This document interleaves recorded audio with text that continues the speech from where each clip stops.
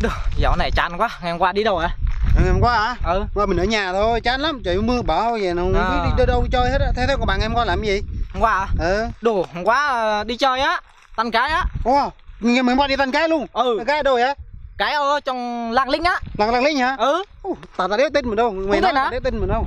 Nếu bao không tin thì để mình mở cho Facebook luôn. Nè. Ngày hôm qua nó đẹp lắm. Wow, cái hôm qua đẹp lắm. Nè, để mình mở cho nó cứ toàn đẹp lắm.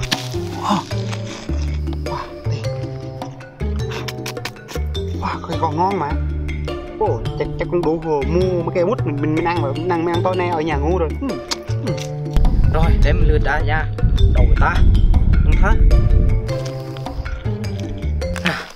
Đây nè, nhìn đi. Đồ biến thái. Đồ biến thái. Đậu quá. Bên bên sao vậy? Wow, ôm nhầm người ăn bị một cái tát. Thế bạn có bị sao không? Phải lắm, đã lắm. Lần đầu tiên mà cảm giác như thế này. Thôi mình đi đi. Mình đi đi. Còn là bị báo này qua quá mà. Ngay từ ban nhà ôm nhầm người.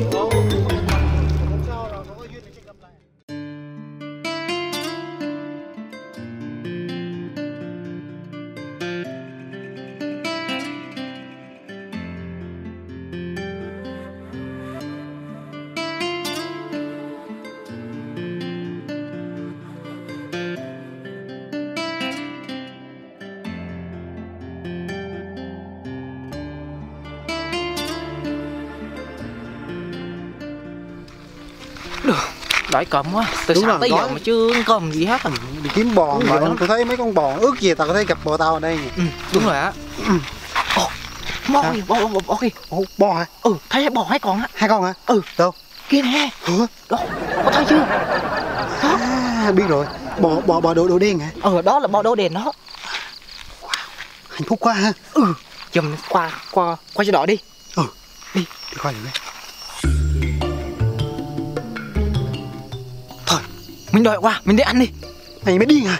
Ăn con cá người ta thì mình đi tu á. Không phải, người ta hẹn hò chắc đó có ban có nước.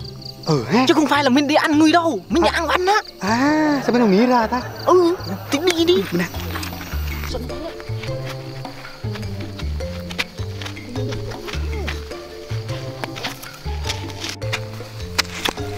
Chúng đi thế này sao quay đâu người yêu nó vẫn cắt làm sao?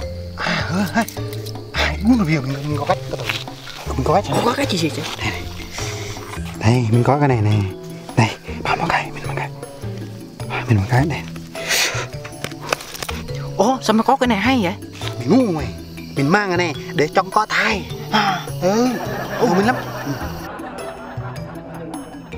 Bây giờ mình làm thế nào? Bây giờ làm nào hả? Thôi bây giờ thôi, cứ thổi to thôi.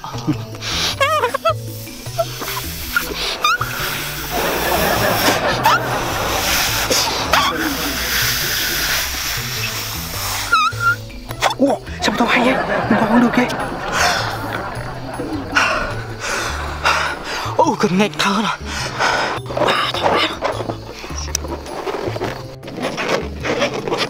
Sao chưa? Sao này à? Chú ăn.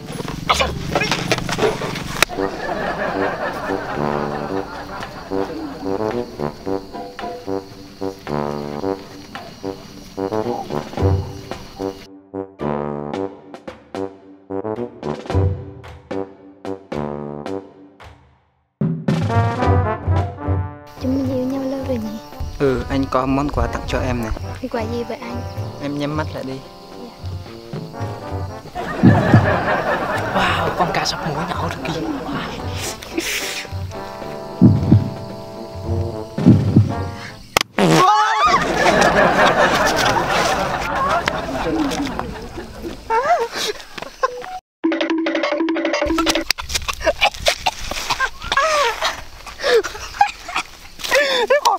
Con đi ra đấy. Nó mua xong rồi. Nó mua xong đi chạy. Mắc cười quá rồi, mất rồi. Mắc cười quá trời luôn. Nó chạy mất dép. Wow. Hai này nước này con cái bên nào à? tôi mới suy nghĩ anh này mình thấy con cái nó nằm bên đây. Nè con cái nằm bên này. Con tay nằm bên đây. Nhìn thêm cái mỏng to này không? Đúng rồi, cái mỏng to. Đây là con cái. Con cái này. Vậy là mình biết đây. Đây nước con cái.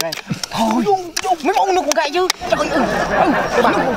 Nước con cái chỗ đây là chỗ con cái, chỗ này là mình, chỗ này là nước. Đây nước mình chứ. Sao dắt nhau được? Trời.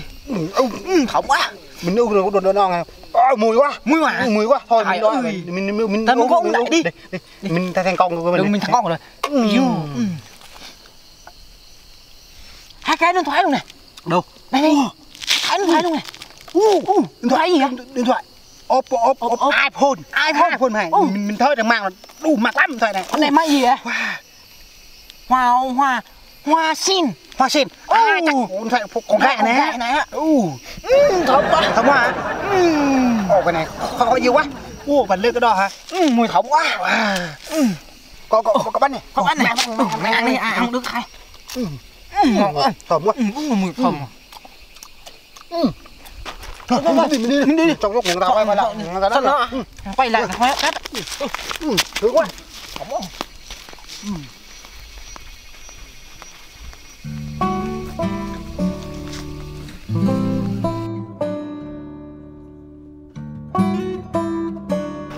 Kìa con gái mình tặng mình tỏ tình luôn, mình nói yêu em chưa kịp ngỏ lời anh mới qua đời sáng nay. Con Vin này rất là đẹp, ước gì đúng rồi. Cái con gái ở đây nó ngồi chơi nhá. Nếu có con gái cho nên rất là đẹp. Cái gì? Đâu đúng cái phố đẹp quá. Làm mình qua đó lại đi tạm đi. Đẹp quá. Làm mình qua đó đi tạm. Đi ra đây. Nhưng mà không được. Nhưng mà một người thôi. Một người thôi mà sao hai đứa sao mình đi ra đó. Sao bạn đi sao mình đứng đây mình nhìn hả? Không được đâu. Được sao thanh được sao? Hay là hai đứa tô tì đi. Tô tì hả? Ok. Cái này cái gì? Cái này thắng rồi đúng không? Ok. Rồi để mình đi trước nha. Ok. Quay đây mà đứng nhìn nhá. Ok.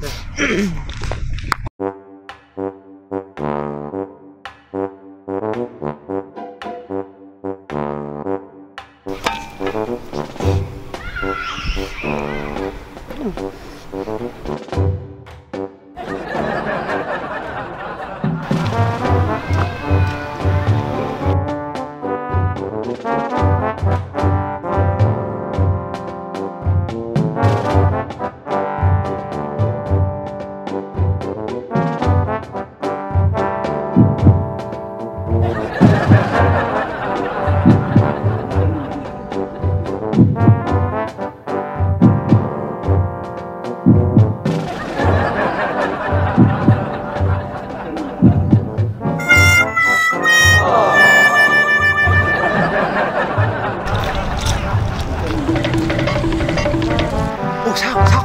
Ủa, đẹp quá, mày cũng dâm ta. Đúng độ số vậy. Thôi, hoa đâu, bông hoa đâu. Ăn hết rồi. Trời, sao mình lười như vậy? Mà có cái tao này. Đu nó đẹp quá, mình phải dám ăn luôn. Đu. Nhìn tại sao ít mà. Mình đưa vậy đu nó nhìn mình phải dám ăn, mình sợ quá. Ăn nốt hết luôn. Mày vừa với tao nhé. Đi thôi đi.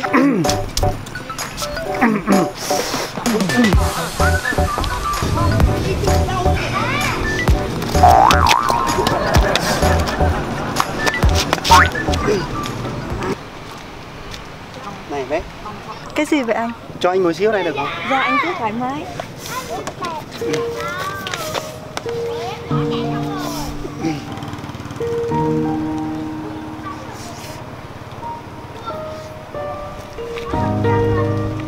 Bé ơi, bé ở đâu vậy? Dạ em ở trên Đăng Gia. Vậy hả? Thế bé tên gì? Dạ em tên Uyên ạ. Tên Uyên. Wow, tên đẹp nha. Bé dễ thương quá. Dễ thương như nào? Dễ thương như bong bóng đó nè.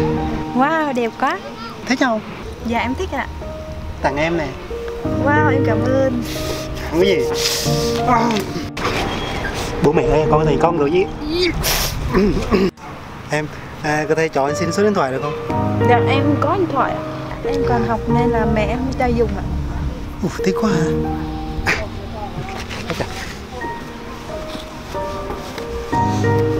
Giờ anh cho em điện thoại luôn nè. Thật không anh? Thật chứ. Nhà anh có nhiều điện thoại lắm, xài không có hết. Giờ anh cho em. Dạ. Dạ, cho em xin.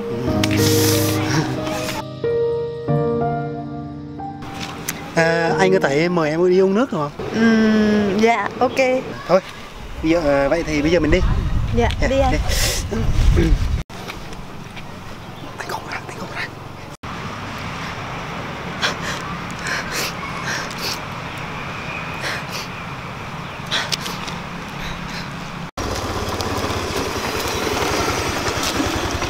Em yêu, anh tới rồi nè. Anh ơi, thật sự xin lỗi anh. Người yêu em tới rồi. Chúc anh may mắn lần sau. Cái này là sao? Em!